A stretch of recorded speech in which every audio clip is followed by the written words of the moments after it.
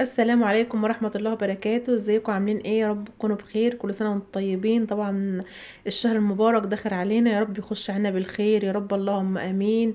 وبدون اي حاجة وحشة، يا ربنا يكرمنا جميعا يا رب، اللهم امين. وبارك في رزقنا وفي عيالنا وفي حياتنا، اللهم امين يا رب. طبعا دلوقتي الناس كلها اللي بتبقى عايزة تربي فراخ او بط بتبقى قلقانة انها تجيب فراخ او بط. طب ما عنديش مكان ابيت فيه. طب مع الكرتونة بتبوش من المية وبتتبهدل بسرعة. طب منين كل شوية ادور على كرتونة، والكرتونة بقى اقعد اشحت من دي كرتونة ما بلاقيش، وادور الف هنا وهنا وما عنديش مكان. وبصوا كام حاجة، يعني كام سؤال بيجي للتبييت بتاع الفراخ. بالذات يا جماعة التبييت دلوقتي، انا كان عندي شوية خشب مركونين ملهمش اي لازمة، يا دوبك عاملين زحمة في المكان. اي نعم، لقطت حتة خشب من هنا على حتة من هنا على حتة من هنا، المهم عملت بياتة للفراخ عظمة اقسم بالله. خليكم معايا بس، تابعوني في الفيديو وحطوا لايك واشتركوا في القناة واكتبوا لي كومنت حلو كده عشان تشجعوني وتحفزوني، عشان انا نزلت لكم الطريقة عشان خاطر لو اي واحده ما عندهاش مكان مثلا تربي فيه. الكرتونه بتبوظ بسرعه، الدنيا يعني مش مظبوطه معاها، ما عندهاش مكان للتبييت. فانا جبت لك يا ست الكل النهارده طريقه صنع احلى صندوق او بياته للفراخ او البط. اي حاجه بقى عايزه تجيبي بط صغير، فراخ، بتربي وز، بتربي ارانب، يعني اي حاجه يعني تبييته، المهم ان هي تبييته. تمام كده، يعني حاجه صغيره كده عايزه تحضنيها عشان خايفه عليها من السقعه او كده. اللي هعمل لك ان شاء الله صندوق النهارده جميل، اي نعم على قد حالي، انا اللي عامله، انا صنعته وابني كان معايا كده بيساعدني، بس والله العظيم طلعت في الاخر بياته جميله جدا. انا ما عملتلهاش باب من فوق، هتشوفوا كل حاجه دلوقتي معاكم. استنوا لغايه الفيديو، حطوا اللايك كده وشجعوني بكلمه حلوه، وصلوا على النبي كده في الكومنتات وشجعوني. طبعا كلنا عارفين يا جماعه ان شهر رمضان الناس بتحب تجيب فراخ وتربي، بس بتبقى قلقانه نحط فين، مفيش مكان. الخزانه بتبقى واسعه والجو ساقعه، طبعا ما ينفعش اول ما تجيب الفراخ تحطها في خزانه واسعه، عشان خاطر الرطوبه والجو بيبقى ساقع عليهم، والفراخ البيضه حساسه يا جماعه. او عندك بطه مرقده مثلا وقلقانه تطلع البط تحطيه فين. المهم الصندوق ده بيفضل معاكي على طول، احسن من الكرتونه مليون مره. وكمان في ناس بتروح تشتري الصندوق ده من عند بتاع الموتوسيكلات، بس غالي، يعني ممكن دلوقتي يوصل له 400 جنيه ولا حاجه، ولا 500 جنيه اكيد، يعني ما اعرفش سعره بصراحه، بس هو اكيد يوصل لكده. طبعا الناس بتستغل الظروف بقى، ودلوقتي الناس بتوع الموتوسيكلات طبعا استغلوا ظروف ان الناس بتربي فراخ وبيستخدموا الصناديق دي، فاكيد طبعا رفعوا السعر بتاعها. فانا والله بدون تكاليف وبدون اي حاجه، انا كان عندي كل حاجه موجوده، كان عندي حته، بصي مش شرط بقى، هو يعني مش شرط يكون الصندوق حته واحده، هو اي نعم حتت خشب ملزقاها في بعضها كده، بس والله اهم حاجه ان هو طلع في الصندوق في الاخر خرافه. هتشوفي دلوقتي، وانا اللي عاملاه في بيتي، ولا جبت نجار بقى دقدق وخد فلوس، ولا جبت اي حد، ولا اشتريت اي حاجه من بره، كان عندي حته سلكه حطيتها. هتشوفوا دلوقتي، والخشب كده لزقته في بعضه، كان عندي حتتين خشب كده مركونين، اشيلهم من هنا لما اجي انضف واحطهم هنا واحطهم هنا، قلت لا استغلهم وادخلهم في اي حاجه مفيده زي ما انتم شايفين كده. ويا جماعه يا ريت، انا بقول للناس كلها يا ريت تربي فراخ فرختين، ده انت لو هتجيبي عارفه الصندوق دوت ياخد لحد 5 فرخات ولا حاجه، لحد ما يكبروا، 4 فرخات 5 فرخات لحد ما يكبروا. ممكن تحطوهم مثلا لحد عمر 15 يوم 17 يوم 20 يوم في الصندوق هنا، ولما يكبروا شويه عندك سطح بقى سايب، يعني يكونوا الفراخ مثلا داخله على الذبيح خلاص، فاضل لها اسبوع مثلا وهتذبحي منها، هتيجي شايلهم مثلا حطهم بقى في خزانه عندك واسعه. هتحطهم على السطح مثلا، لو عندك بطتين تسيبهم كده معاه ياكلوا وينقنقوا كده. هيكون الدنيا تمام ومية مية، ومش هتنعمل التربية خالص. عندك بلكونة، هتحط الصندوق ده في قلبها، وتحط تحط الصندوق وتحط الفراخ في قلبها، تأكلي وتدفي وتلمي، يكون جنب منك وتحت ايدك، ولا تطلعي ولا تنزلي بقى ولا تدوخي ولا اي حاجة، ولا كرتونة بقى تبوش منك ولا تتقطع وتدوخي بقى تلفي هنا على كرتونة وتجيبي كرتونة من هنا. مش بصوا الصندوق ده حاجة للعمر يا جماعة، تفضل معاكي لغاية العمر. بصي شوفي الفيديو للاخر كده وشوفي احنا عملنا ايه، والله العظيم حاجه من صنع ايدي. بس البتاع ده طلع الصندوق جميل جدا، وهتشوفوا كل حاجه دلوقتي.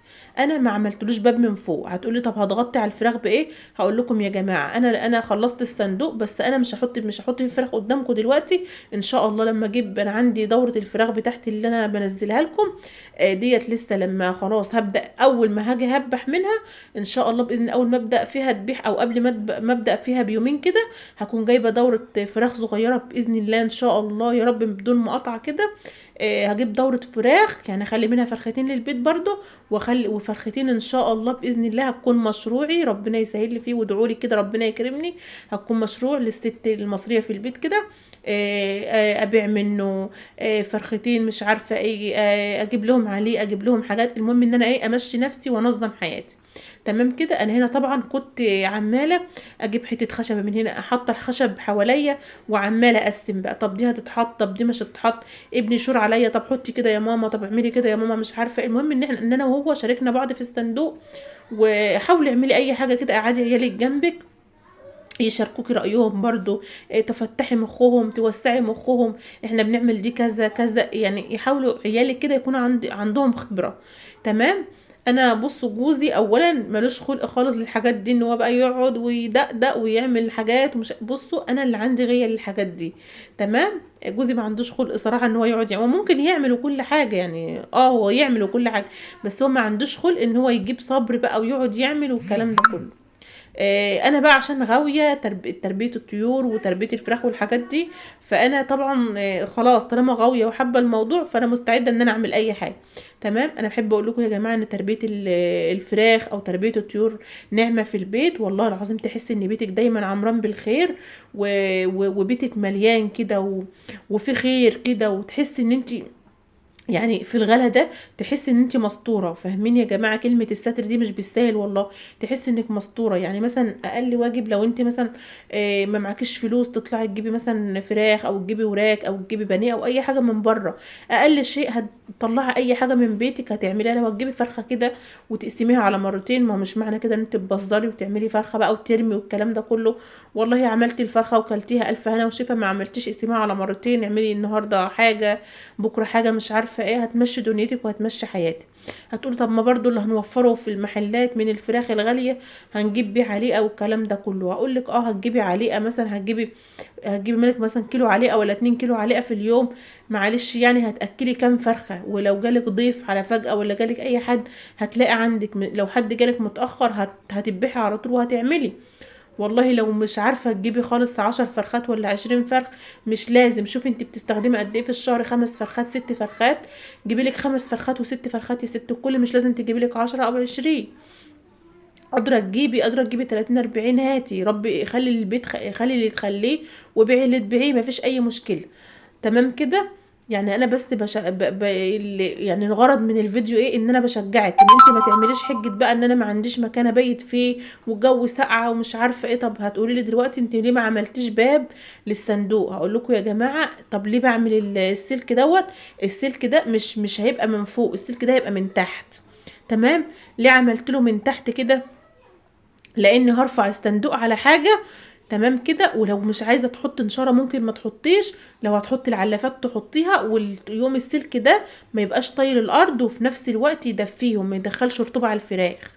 تمام. انا ما لقيتش اصلا خشب عندي ان انا اعمل ايه الارضيه بتاعه الصندوق. تمام. فلقيت عندي حته سلكه فقلت يلا حلوه قوي، لو حبيت افرد مثلا عليها سلك، تحطي سلك وتفردي عليها حبه نشاره. تمام. عندك حته بطانيه، عندك حته سجاده قديمه تفرشيها وتغيريها برضو تمام، مفيش اي مشكله خالص، اي حاجه ماشيه معاكي. اهم حاجه ان انت تنضفي لهم اول باول. وقلت لك الصندوق ده ياخد معاكي 4 5 فرخات لو انت هتربيهم على قدك على قد بيتك لطول الشهر كده. 5 فرخات هياخد لحد ما يندبحوا كمان، مش هيزعل ولا هيقول اي حاجه. تمام كده. عندك في البلكونه تحطيه اي حاجه. هتقولي طب هتغطي الصندوق بايه من فوق؟ وهتحطي مثلا السلك بلنده فين لو عايزه تدفي؟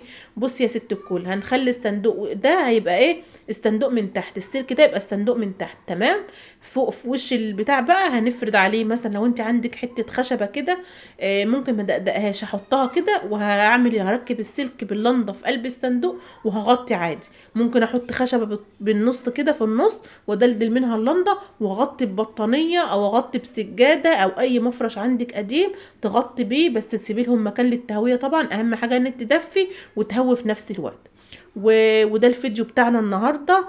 يا رب يكون استفدتوا منه باي حاجه، ويكون الفيديو عجبكم. بس امانه عليكم، لو الفيديو عجبكم حطوا لي لايك واشتركوا في القناه واكتبوا لي تعليق حلو كده وصلوا على النبي وشجعوني وقولوا لي ايه رايكم في الفكره يا جماعه على قدي خالص، وانا اللي عاملاها بايدي، بس والله العظيم فكره جميله جدا. ان دي حاجه هتستفيدي منها حتى لو انت هتشتري الحاجات دي. معلش يعني احسن ما تشتري الصندوق ده غالي من عند بتاع الموتوسيكلات، واحسن كمان ما كل شويه تروحي تجيبي كرتونه وتبوش منك وتبهدل لك الدنيا. لا، الصندوق ده هيفضل عندك وهتستفيدي بيه كذا مره كذا مره. لو انت خلاص هتربي على طول هتستفيدي بيه. وحط السلك ده هيبقى من تحت كده وهيبقى جميل جدا، افرشي عليه بطانيه او سجاده وهيبقى عظمه. واشوفكم